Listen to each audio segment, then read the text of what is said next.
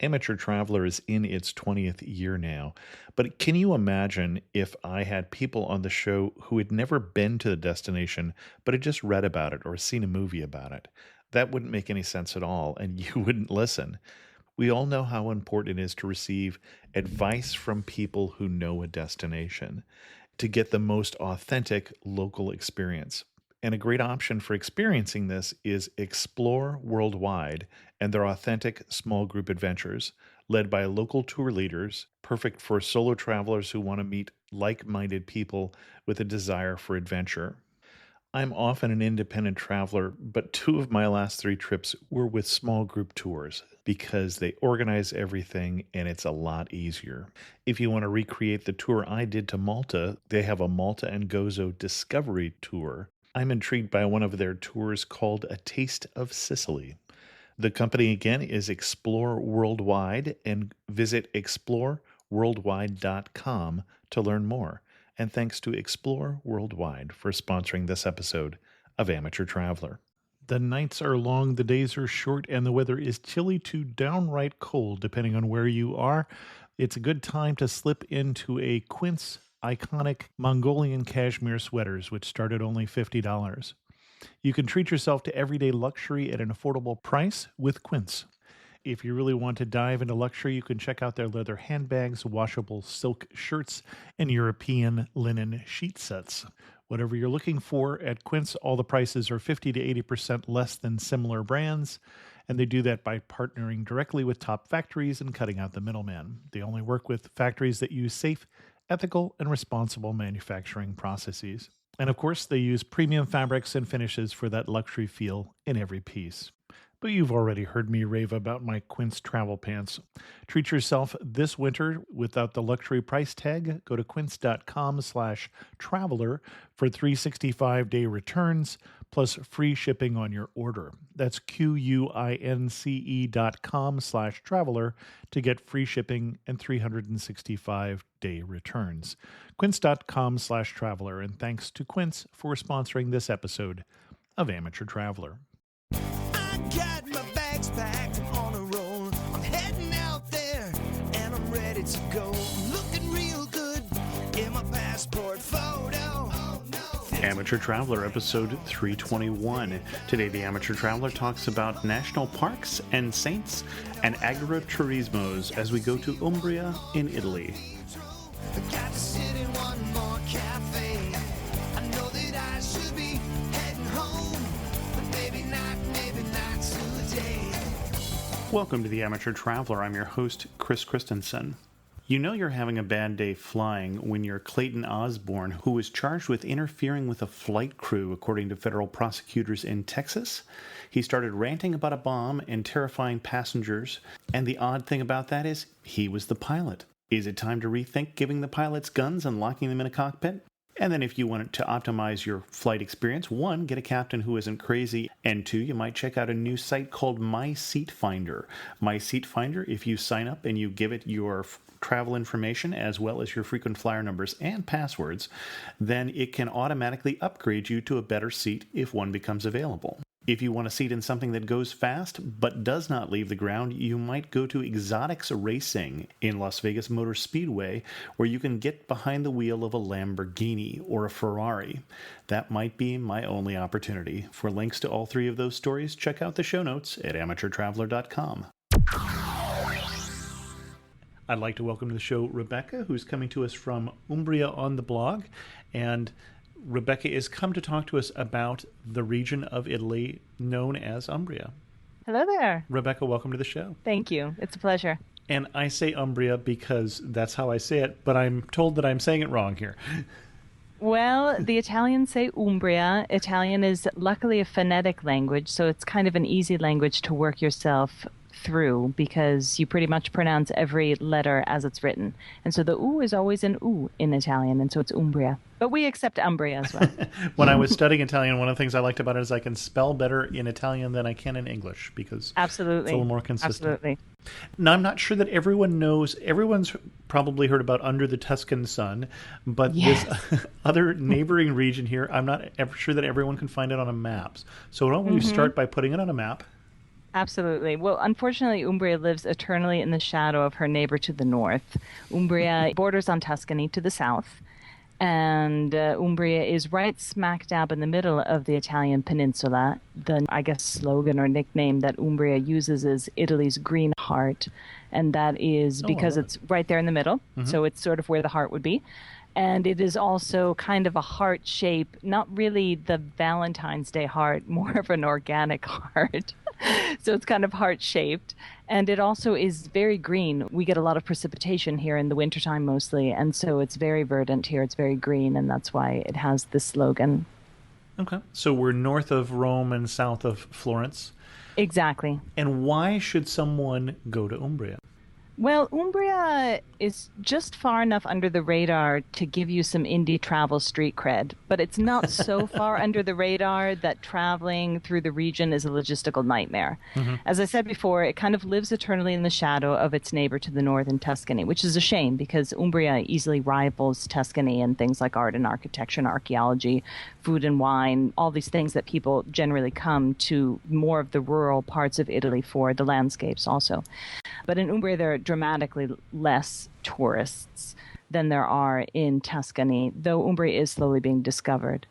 So there's still vast areas in Umbria where you really don't hear a lot of English spoken. You won't run into a lot of tourists or travelers. You feel like you're having a much more authentic experience than in a lot of parts of Tuscany, where sometimes you feel like there are more English speakers than there are Italian speakers. That said, Umbria is not so far off the map that it's difficult to travel around. I mean, Umbria is the home of two very famous destinations. One is Assisi, which is the home of St. Francis. It's one of the most visited cities in Italy. And the other is Perugia, which is also our provincial capital, and it's the home of a very famous and historic university for foreigners. So there are a lot of foreigners who do come to Umbria. And this means that you're able to get around if you can't spit out a word of Italian, because there are a lot of Umbrians who have a working knowledge of English, and they do work with travelers and with tourists. There's a pretty good infrastructure to get around. There are lots of options for accommodation. There's a lot of helpful information for travelers, both online before someone departs and also at the tourist information offices once you're in the region. Umbria also has a bit of a cult following. So if you're kind of that type A trip planner who likes to get a lot of tips and info under your belt before you leave for a trip, a quick look through the travel forums, most notably the Slow Travel Forum, will give you lots of pointers on sites and restaurants and that kind of thing. So that's why you would consider coming to Umbria if you do want to sort of have that experience of not the big three. What we talk about, the big three when we talk about Italy is, of course, Rome, Florence, and Venice. So you'd like to kind of get off that beaten track, but not so far off the beaten track that you feel uncomfortable. You feel like it would just be logistically more of a problem to organize your trip. I think you actually just described my first trip to Italy, except for a day in Milan. So, Yeah, I think that for a first trip in Italy, that's actually a very good itinerary. When I have a lot of people who will contact me and ask me for suggestions about a first itinerary, and certainly a first itinerary, if you're going to be here longer than a week or two, I think that to try to do the big three in 1 week is probably stretching a little bit. But if you're going to be in Italy for at least 2 weeks, you should definitely go to those three cities. Those are on everybody's bucket list. However, you should also take some time to get away from those cities, because just like to get a real taste of what it's like to live in the US, you wouldn't only go to Manhattan, because not everyone lives in a place like Manhattan. To get a real taste of what it's like in Italy, you won't only go to Rome, because, of course, not everyone lives in a major metropolitan area like Rome. In fact, most Italians live in sort of the smaller towns in the rural countryside. and if we were going to go to Umbria, what kind of itinerary would you recommend? Where would you start? Where would you go? Well, Umbria is a region that kind of does offer a little bit of something for everyone. So I guess that would depend about what your interests are. For example, two things that I look for when I travel are food. I love to eat. And the other thing that I love to do when I travel is try to find kind of local handicrafts. And those are kind of two highlights that you would find in Umbria. If I were to structure an itinerary in Umbria, me personally, that's the kind of thing that I would structure it around. That said, Umbria is also a great place to come if you like to hike or bike. It's a place that has a lot of regional and national parks. It's a great place to come if you're very interested in art and architecture. It's a great place to come if you are very interested in archaeology. Okay. And I'm going to get you a little more specific. And if we're just talking about someone like you, if you had a friend to come to visit, where would you take them? Where would you start? Well, if it were a friend like me, it would definitely be someone who likes to eat and drink. Works for me. If you don't like to eat and drink, you shouldn't go to Italy anyway. So. Exactly, exactly, exactly. So, I mean, one of the highlights of a trip to Umbria should be the food. Umbria, like all of Italy, has a very strong and proud culinary tradition. And you have to remember that this region was very poor. It still is very rural, but it was very poor and rural until about the 1970s. And the cuisine still very much reflects that. This is the region of hunters and foragers. So on the menus, you'll find a lot of game, a lot of wild mushrooms and truffles, wild asparagus and field greens, that kind of thing. There are a lot of legumes on the menu. This is a region that didn't eat meat unless it was sort of once a week, or in the poor families, even only for holidays until just recently. So there are a lot of legumes still on the Umbrian menu, and a lot of heirloom legumes. Like there are lentils from a tiny little town called Castelluccio, which are actually protected. And there's a type of black-eyed pea from the area around Lake Trasimeno. Umbria has a very beautiful lake called Lake Trasimeno, and there's an heirloom legume from around here. This is also a region of pork eaters. I often say that Umbria is the Iowa of Italy. So there's a lot of charcuterie or cured meats in the form of salami and prosciutto and dried sausage that comes from both domesticated pork and wild boar. There's a great street food, which is called porchetta. It's also very kind of picturesque if you like to take these kind of photos. It's a whole pig that has been seasoned with garlic and wild fennel and deboned and all that kind of thing. And it's roasted whole, so it still has its head on and whatnot. And it gets sliced and it's served in these towering sandwiches from trucks in the main piazzas. So definitely one of the things that I would structure my trip around would be to do a little bit of homework even before I come, because Umbria, like all of Italy, eats very seasonally. So you sort of have to know what you're going to be looking for at the time that you're going to be here. So that would be one thing that I would do. I would also look into visiting the wineries. Wine tourism has had a huge boom recently in Umbria. I've been living here since 1993. And up until just a few years ago, when you would go to visit a winery, they would be kind of perplexed by that. They weren't really set up to do tastings at the winery. You'd sort of drive up and you'd have to kick chickens out of your way as you got out of the car. And the grandmother would kind of come out and pour you a glass of wine and look at you sort of perplexedly as to why you would want to come see the wine. And now, I mean, especially a couple of the bigger cantinas, the more international, the cantinas that do a lot of exporting, they really do look sort of like what we imagine a Napa Valley cantina. They're very sort of sharp and they're very architecturally modern, and they're very well set up to serve people, even passersby. So I would definitely try to visit a winery or two while you're in Umbria. That would be one thing that I would structure my trip around. And since you'd like to recommend us visiting a winery or two, do you have two that you would recommend to us? Or 3 or 4. I will keep getting to, can I get you to be specific? So. Absolutely, absolutely. There are a plethora of wineries in Umbria that are historic wineries. One of my favorite wineries right now, however, is a snot-nosed upstart winery called Terre Margheritelli. Which is not Italian for snot-nosed upstart. So. No, it is not Italian for snot-nosed upstart.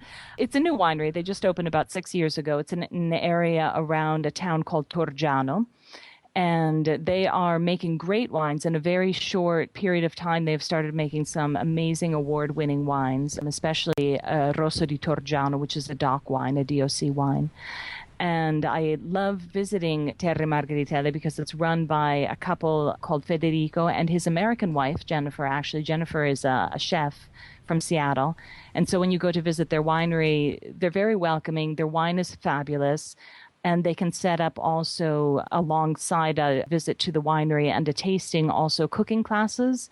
And they can also set up a winery tour on horseback because they're out in the countryside and right next door there's a horse paddock. It's fun because, of course, a lot of times when you're traveling, especially if you're traveling with a family or with other friends, there are people who don't drink. I know it's strange, but there are people who don't drink. I've heard that. So one of the things that I like about Terre Margheritelli, there's kind of a little bit for everyone. Even if you're traveling with kids or if you're traveling with a mixed group and some people aren't really that interested to the wine side of it, they can kind of bide away their time on horseback or with a cooking class. When you come to Umbria, you absolutely have to try Sagrantino. Sagrantino is our flagship wine. It's not an easy wine. It's a tough wine. It's a very tannic wine. As I said, they use a lot of game here and a lot of pork. And so it's a wine that has to be paired with very pungent dishes. It's a hard wine actually for me to drink because I'm vegetarian, so it's hard for me. I have to have sort of a nice big plate of bean soup with a lot of peppery olive oil on it to cut through those tannins. But you definitely need to try Sagrantino while you're here. Sagrantino is in an area around Montefalco, which is actually one of my favorite towns here in Umbria. It's a beautiful hilltop town. And if you're going to try Sagrantino di Montefalco, you should probably head to Caprai. Caprai is a family that took Sagrantino from a small sort of basement. Every family made their own Sagrantino for their own use and put it into commercial production. And they have an absolutely gorgeous winery, very much sort of the Napa Valley winery on steroids. And it's all very modern and very sleek. But very often you'll actually run into Marco Caprai there, and he will personally take you around the winery. And he's a very affable, very nice man. Excellent. So now we're well fed and just a little liquored up there. Which means that it's time to spend money, right? Now you want to know about what's the other highlight, which is shopping. And you mentioned crafts were something that you were... Not so much shopping. Exactly. Okay. Exactly. I'm not a big shopper myself, but when I do spend money, I feel very strongly about spending money right when you travel. And one of the things that I like to do is try to support local artisans. And Umbria continues to have a really strong tradition of small artisan workshops. Italy in general is a country that the backbone of the Italian economy is the family business, and that continues to be true in Umbria in particular.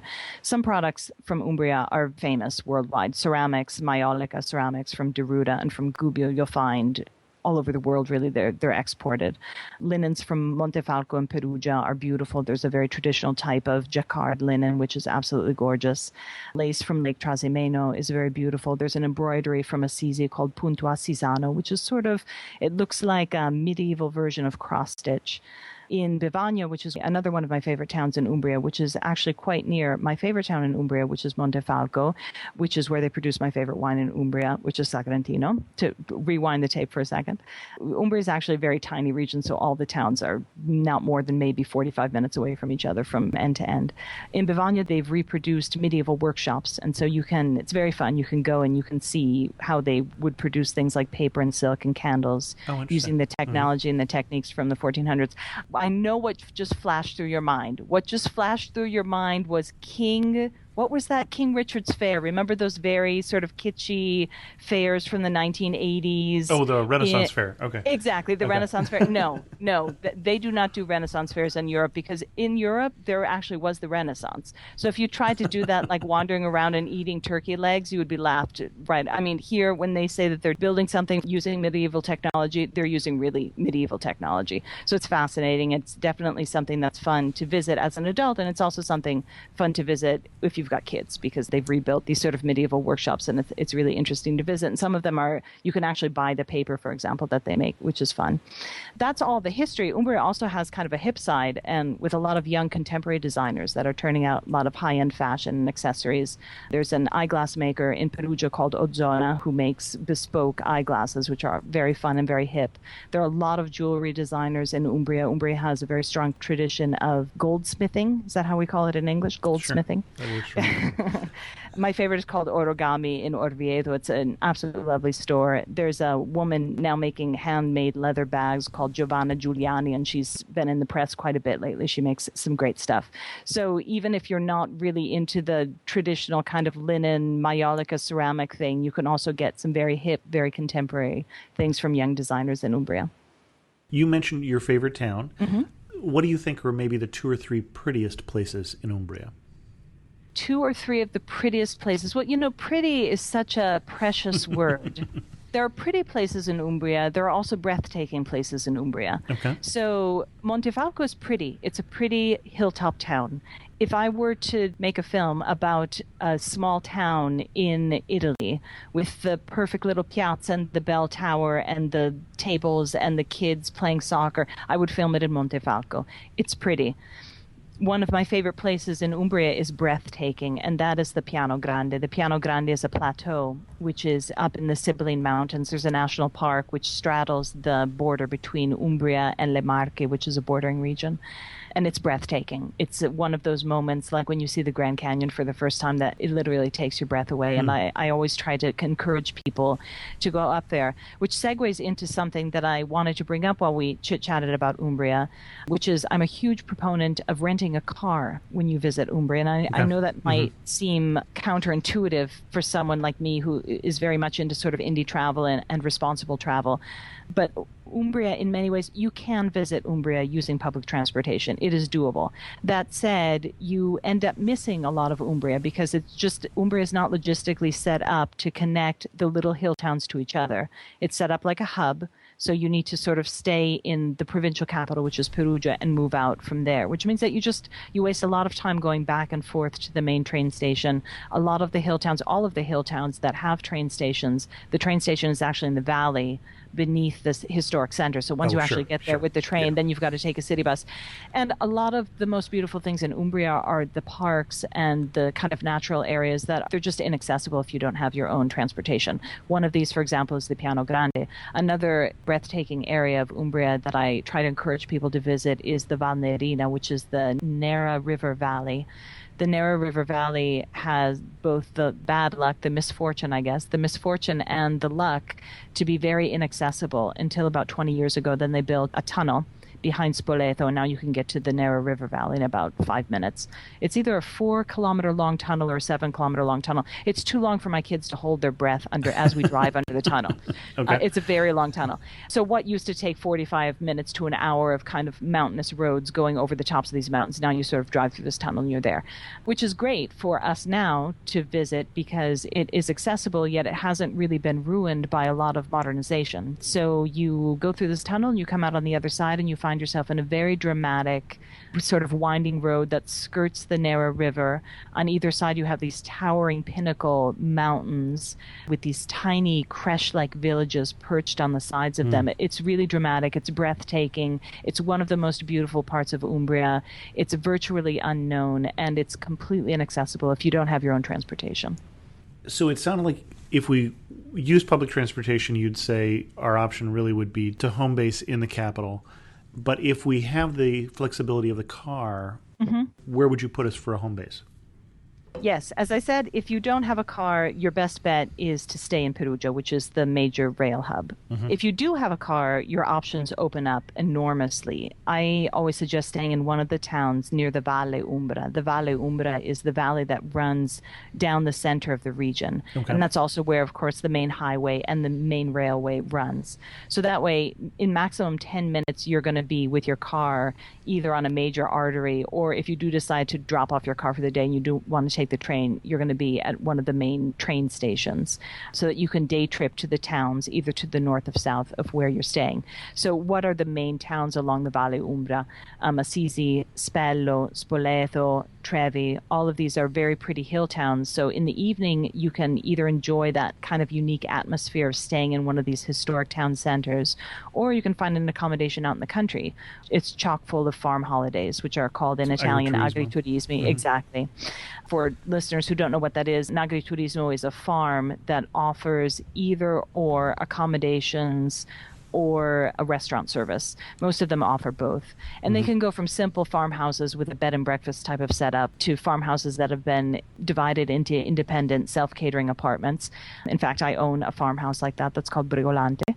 And some of them are luxury villas with spas. I mean, they really run the gamut. But they have to have legally a working farm, basically. And this is a great way to experience Umbria, a great way to really experience its rural roots, and also a great way to feel like you are contributing to maintaining a lifestyle that is disappearing little by little. Because, of course, in Umbria, as in all over the world, all over the developed world, I should say, these rural roots are getting lost. So most of these farms only still exist because of the money they're bringing in by offering accommodations to travelers.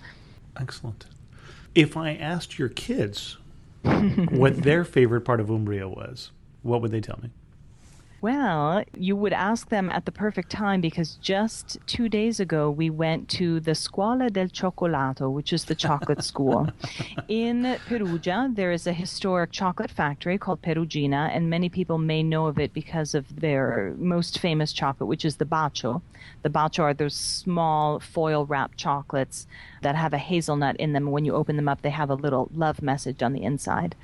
Perugina is one of Umbria's biggest industries. It exports their chocolates to, I think, something like 60 countries. You can visit the museum. You can visit the chocolate factory, which is, of course, fabulous. Anyone who has either seen Lucille Ball or read the Curious George book harbors a wish to see a real working chocolate factory. You can do both of those things. And they also have a chocolate school. And I took my sons there just last Friday, I guess. I was a little bit trepidatious because I wasn't exactly sure if they were set up to deal with kids. My kids are 7 and 10, so they're not toddlers, but they're also not completely independent. And it was great. It was a great afternoon. They were very welcoming. They were obviously thrilled to have a couple of kids there. They give you a project to do, so we made chocolate Easter eggs. It was a great time. It really was a great time. So if you are traveling to Umbria with kids, that's definitely something that I would suggest doing. Umbria is kid-friendly in a lot of ways. Italy in general is kid-friendly because Italians genuinely love kids. Umbria is also kid-friendly because a lot of the things that there are to do and see in Umbria involve being outside. Even the medieval towns themselves, a lot of the charm of the medieval hilltop towns is just simply wandering through the streets, buying yourself a gelato, sitting out in the main piazza soaking up the sun. Umbria, for such a small region, is full of regional and national parks. I think there are 8 or 9 regional and national parks in Umbria, which is a crazy number given the size of Umbria. So you can always take your kids just to some sort of mountainous plain and let them run around and kick a soccer ball around or do what they want to do there. One of the things that my children love to do, a lot of these hilltop towns, of course, have a fortress, and a lot of these fortresses are open to the public. One of the best ones to visit is here in my hometown of Assisi. It's called the Rocca Maggiore. It's a big stone fortress that's set on top of the mountain, so kind of on top of the town of Assisi itself.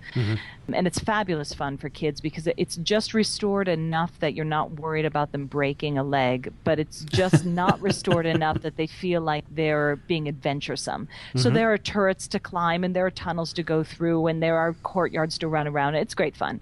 People who live in Assisi can go in for free. I can't remember. I think it's about €5 to get in for a ticket, but residents can get in for free, and it's the de facto playground. So in the summertime, kids are just running wild over because all the parents bring their kids there, and we sit in the courtyard and read a book, and our kids all climb to that top of the tallest tower and look with a conqueror's eye over the Umbrian plain. That sounds terrific for me, and I'm not a kid, but no, it is. It's terrific fun for adults as well. Actually, it is. No, I've been to Italy. I was going to say I haven't been through Umbria. I'm probably driven through Umbria, but I haven't really stopped in Umbria. Well, my friend, it's time you come. It is indeed. So I think I know Italy. What's going to surprise me about Umbria? A good surprise or a bad surprise? Either one, or both. Okay, so the unpleasant surprise: the bread sucks. The bread sucks in Umbria. I mean, I'm sorry if you're going to have to edit out the word sucks, but let's just say it. The bread sucks in Umbria. I guess, to be more diplomatic, the bread in Umbria is an acquired taste. The thing is, we think of Italian bread as a homogeneous food item. But bread, like everything else that Italians eat, varies wildly from region to region. Right. So even within the same region, what Southern Italians eat and what Northern Italians eat are dramatically different. So there is no Italian bread. There are dozens of different types of bread that are eaten in Italy depending upon where you are. So when I got here, I expected to eat what we consider in the U.S. Italian bread, quote unquote, which is that kind of flaky, crusted, chewy crumb bread that you get in a basket when you go to the Italian restaurant. Only to find that in Umbria, they eat what they call pane comune, which is common bread, which is kind of a dry crumb, saltless, very flat-tasting bread that's found here in Umbria. It's found in a lot of parts of central Italy. It's found in a lot of parts of Tuscany as well. Can you acquire the taste for pane comune? Yes, but you need to eat it as it's meant to be eaten. We tend to eat bread in the U.S. In Northern Europe, Anglo-Saxons in general, tend to eat bread as a food item unto itself. Italians, especially Italians who are eating pane comune, don't eat bread as a food. They consider it a means of transport. Okay. So what you use it for is to either get those last drops of that pungent pasta sauce, which is going to be made in Umbria either with truffles or with wild boar, with something very, very pungent. So you either use it to clean those last drops of sauce off your plate, or you use it with that very salty cured pork that they eat a lot here. So with the salami, with the prosciutto, whatnot. So if you eat it like that, it's perfect because, of course, it has no flavor itself. It's just a means of transport. A little side note about the cleaning the pasta sauce off your plate. That's kind of not something you're supposed to do in restaurants. I do it all the time, but just look sheepish. because that way you're communicating to the people around you that you know you're kind of not supposed to do that, but it's too strong of a desire. You can't stop yourself. So if you have to do that in a restaurant, which I do all the time, I just kind of look sheepish while I do it. And how about a pleasant surprise? A pleasant surprise, again, to beat a dead horse, all the parks that are here in Umbria. Umbria really is the green heart of Italy. You don't realize it until you get here how green it really is. This tiny, tiny region with all of these parks. So a visit to Umbria without at least one visit, a leisurely drive through at least one of the parks, it really would be remiss to miss them. It's hard to visit Umbria without at least inadvertently setting foot into Assisi. The town of Assisi, for example, is inside a regional park, as is Gubbio, as is a number of towns that any visitor would have on their short list. But most of the parks center around a mountain peak, actually. So what you want to do is head to the top of whatever that mountain peak is going to be, either driving or hiking, because a look out over the surrounding countryside from that vantage point is just going to be unforgettable. And your favorite park? Oh, hands down, the Mount Sibylline National Park. But I feel like I'm being unfair because it's sort of like saying, what's your favorite car? And you pull a 1964 Ford Mustang out of the hat. I mean, you can't be comparing that to other cars. So definitely the Mount Sibylline National Park, that's the park that I mentioned before that has the Piano Grande, which is the plateau. Also, the Nera River Valley, the Val Nerina that I discussed before, is a park as well. That's probably my favorite park just because there are so many interesting things you can do there. As I said, it's beautiful just to drive along the river and you've got these craggy mountain peaks on both sides. There are a dozen little villages that you can visit, which is fun. There are 2 abbeys that you can visit. They're just beautiful. They're so peaceful.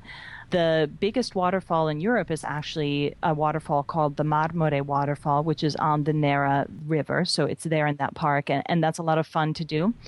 And also, I'm a collector of quirky museums, and there is a very quirky museum in the Nera River Valley, which is a mummy museum. And there's an interesting story about this. It was one of those strange things that there was a law under Napoleon. So Napoleon, he put a moratorium on burials under churches. And so the towns needed to start burying their dead in cemeteries, and they needed to empty out their crypts. And so when this tiny town called Ferentino on the Nera River did that, they went down into their crypt to empty out the dead. They found that their dead had all mummified. There's a microclimate underneath that particular church that mummifies the dead. And so they have now, there's maybe about 20 mummies on display. They're in glass cases.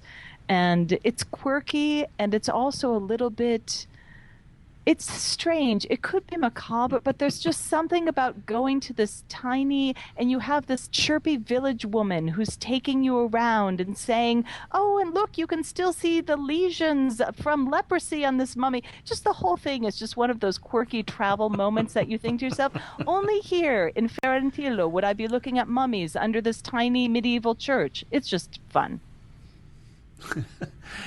So you've been writing about Umbria now, blogging about it. I have. I've been writing and blogging about Umbria for about 10 years. As people start to discover Umbria, or rediscover it probably more accurately, and what do you wish they would stop writing about this and start writing about this instead? One of my pet peeves is when I see people write or give the advice, the tip, to skip Assisi because it's too crowded, which I think is just ridiculous. It's like saying go to France but skip Paris because it's too crowded. Obviously, the reason that Assisi is crowded is that it's unskippable. You absolutely must see Assisi. Is it full of tourists? Absolutely. But there's a reason for that. It's simply the loveliest town in the region. It's one of the loveliest towns in all of Italy. So what you need to do is you need to organize yourself to visit Assisi right, in the sense of you need to time it so that you either get there early in the morning or extend your visit late into the evening. A lot of the crowds in Assisi are the day trippers. There's a lot of religious pilgrimage that happens. The Basilica of St. Francis is in Assisi. Assisi is St. Francis's hometown. So about 5 o'clock in the afternoon, everybody gets on a tour bus and leaves town. Exactly. So you either need to get there when the church opens in the morning. There have been times that I've been there in the morning that I've been the only person in the Basilica of St. Francis, which is a very special experience, even if you're not Catholic. It's a wondrous church, and it's so special to be there and enjoy it in silence. Or you need to stay until sunset when they close down the church again and you can enjoy it in silence again. And the thing about Assisi is it seems like it's very crowded because, of course, everyone goes to the Basilica and to the main piazza. But I'm always amazed when I walk through the back streets of town. There's absolutely no one in the little lanes. You're 50 meters away from the main piazza, which is teeming with people. So all you need to do is time your visit. I suggest actually that people stay overnight in Assisi because it just makes it easier to kind of avoid that. And also if you can be in Assisi at night when the city is lit with the street lamps, it's beautiful. So that's one of my pet peeves. I've been seeing that more and more kind of on the travel forums and in articles about people saying, come to Umbria, but skip Assisi because it's too crowded. And I just think that's the most inane piece of advice I've ever read. Okay. And people don't write about what that they really should. The most undiscovered or least appreciated part of Umbria. I think one of the things that I find so special about Umbria are all the festivals that they have here. Okay. And I think the reason that they were not written about until just recently, and I'm seeing them starting to be discovered now, and I hope that they're discovered more. We have this idea of Italians being sort of accordion playing, laughing, singing, hugging, very much the Disney-esque parody of the Italian. Some Italians are like that. Those are Southern Italians. I was going to say, From Rome northward, and Northern Italians are very staid. They're very reserved. Northern Italians are Germans. Exactly. I mean, both that they're from Lombard and things like that. Yeah. Exactly. Culturally. And so if you come to Umbria and you expect yourself to get bear hugged and danced around the piazza, that's not going to happen. It will happen, however, 1 week out of every year in every town, a different week. And that is the week that they're having whatever their festival is. That really is the week during the year that town will let their hair down. The town gets decked out and their banners and flags. The taverns kind of sprout up overnight like mushrooms. Taverns are these outdoor kind of eating places. The music goes on all night. Every town has a different festival. Some of them are based on their patron saint. Some of them are medieval festivals. And that's a great time to visit these towns. It's a great time to visit Umbria in general. And they weren't talked about until very recently because all the information was in Italian. Mostly because these festivals were not for tourists. They were for the town themselves. Right. Assisi has a huge festival called Calle di Maggio, and the seasons call it their birthday party. It's their party. The seasons put it on for their own enjoyment. They're starting to discover now that they can fund their own festival by actually making it accessible. Not accessible in the sense of it was closed off physically. There just wasn't information out there, either in Italian or in any other language. It was very hard to get information about where to go, what times, what to see. They're starting to open up these festivals a little bit more because they're realizing that there really is a tourist attraction there. Of course, it's a delicate balance of not ruining the feel of the festival by opening it up. But I would be very happy to see these festivals become more popular, become more accessible, become more enjoyed, because it really is, I think, a way that you can experience Umbria in a way that's completely different than just sort of walking through the quiet streets. Because Umbria does have a very joyous, very lighthearted side that it's hard when you're walking through these very staid, somber, medieval stone towns. You don't really get that. When you're there during their festival, as I said, when the drummers are out and everyone's in medieval costume, and to be quite frank, everyone is just a little bit tipsy, it gives you a completely different side of Umbria. It's great fun, and it's a great way also to, again, to feel like you are, when you travel, participating in keeping a tradition alive. You're adding something rather than taking it away. So we're going to check a calendar. We're going to check where we want to go and what their feast days are. Other than that, what season is probably the best at seeing in Umbria? My favorite times to come to Umbria are May and September. Shoulder season, okay. Yeah, halfway through September. The thing about coming to Umbria in wintertime, as I said, Umbria is Italy's green heart. Why is it so green? We get a lot of precipitation. So if you're coming from Seattle, you're going to think the weather's great here in January. If you're coming from anywhere else, you're going to be sitting around. You know, these very charming piazzas lose a lot of their charm under a cold, icy, driving rain. And we get a lot of that in the wintertime, and thank goodness that we do. This winter, for example, we got hardly any rain at all, and we're very, very worried about what is going to be happening this summer. rain-wise. If you are here in the summertime, it does get hot. I mean, Umbria is a region where there are 4 seasons, so it gets very cold and rainy in the winter. It gets hot in the summertime.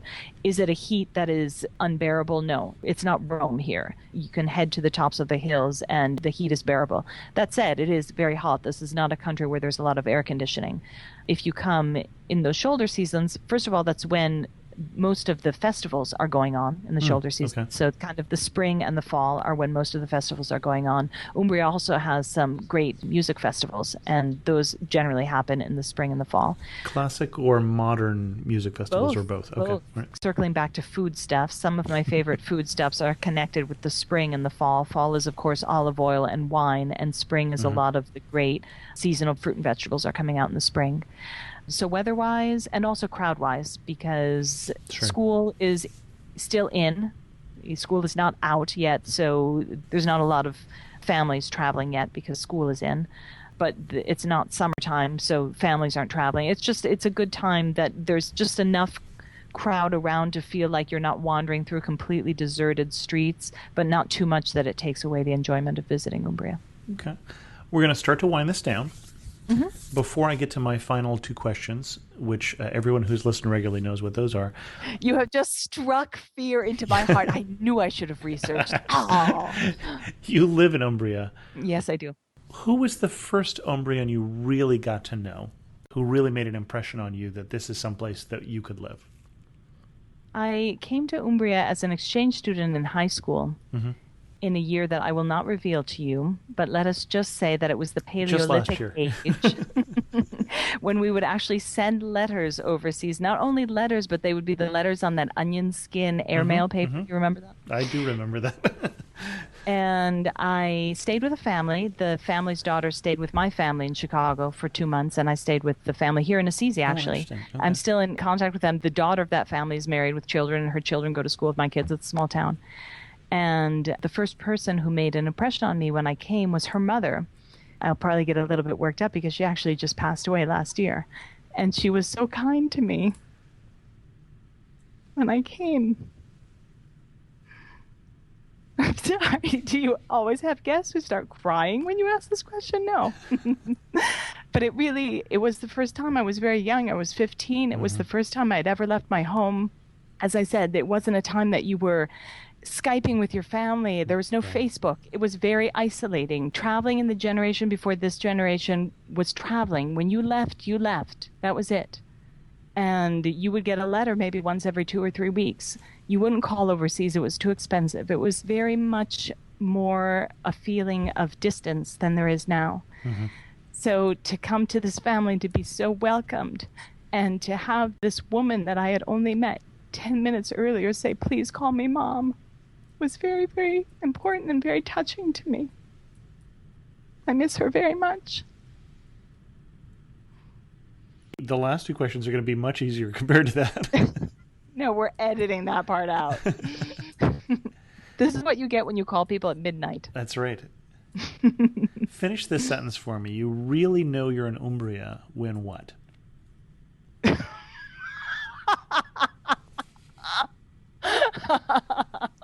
I'm just laughing because there's so many expats who live in Italy, and we just laugh. There's so many quirks about Italian culture in general. So you really know you're in Umbria when you are ironing your pajamas. They iron everything in Italy. Everything. Underwear, socks, pajamas. And I'm laughing about this because my son just had his very first sleepover party a couple of weeks ago. And he comes to me and he said, "I need to pack my bag for the sleepover." And I said, "Okay, let me make sure that you have a pair of ironed pajamas." And I thought to myself, those are words that never came out of my mother's mouth. Anyone who's ever lived in Italy will laugh about that because they know that, man, do Italians iron. That's funny. And if you had to summarize Umbria in 3 words, what 3 words would you use? I would say quiet rolling hills. Excellent. That's what I'm looking at out my window right now. Excellent. Rebecca, where can people read more about your love affair with Umbria? Well, I write for 2 blogs. One is umbriaontheblog.com. The other is brigolante.com. You can also follow me on Facebook and Twitter. You just need to look up Brigolante. You'll find me there. Excellent. And we'll put links to both those in the show notes. Great. Rebecca, thanks so much for coming on the show and sharing us with your love of Umbria. It was an absolute pleasure. Thank you. I want to thank everyone who sent best wishes with this change in jobs and the changes in the Amateur Traveler that may come as a result of that. I also heard this week from Lisa, who wrote, I discovered the Amateur Traveler when I was preparing to take a 3.5-month leave from work to travel and teach raw food cuisine. I had great adventures through India, Thailand, Bali, Australia, New Zealand, and Hawaii, often with your familiar voice in my earbuds. Now, as soon as your theme song comes on, I smile and feel transported to those moments on buses, trains, and planes that I spent with you and your guests. Well, Lisa, the only regret I have is that I wasn't with you, especially in India, Thailand, and Bali. Brad wrote with a critique about the show that we had lost the maps that we sometimes had in the iTunes Enhanced version that showed you where we were talking about. You'll notice that in this episode, if you were watching, had a map of where Umbria is in Italy. We lost that when we switched from me doing the editing to Mike doing the editing, and I forgot to tell him that that would be a good idea. So my apologies, and thanks to Brad for pointing that out. I heard from Jim, who commented on the episode on Lanai and said, I listened to this today while driving, can't use the iTunes Enhanced then, and it brought back memories of the time my wife and I took a boat ride over there from Lahaina. This would have been in the mid-1980s. We spent part of the day on a van tour of Lanai, including the area with the Cook Island pines, which the locals tend to hate. Then we snorkeled from a nice empty beach where the waves were just a tiny bit too rough for good snorkeling. Afterwards, during our return voyage to Maui, we listened to the radio where the crew was being appraised of a tsunami warning. There had been an earthquake in Alaska and low-lying areas were being evacuated. We were staying at Kanapali, which is in a low-lying area, so when we got back to Lahaina, the bus dropped us off at Kanapali, and we headed for the high ground in our sandy, salty bathing suits and hung out on the golf course on the top of the hill waiting for the all-clear, which came a few hours later. We were staying in a condo and had an egg salad sandwiches for dinner, looking out from our lanai on all the people who were going hungry because the restaurants were all closed due to the emergency. Glad to hear your trip to Lanai was less eventful. Jim, I was glad as well. With that, we're going to wrap up this episode of The Amateur Traveler. If you have any comments, feel free to leave them on this episode at amateurtraveler.com. Drop me an email to host@amateurtraveler.com, or do what Jim did, which is leave a comment on this thread in the Facebook community, facebook.com/amateurtraveler. You can also follow me on Twitter at Chris2X, and as always, thanks so much for listening.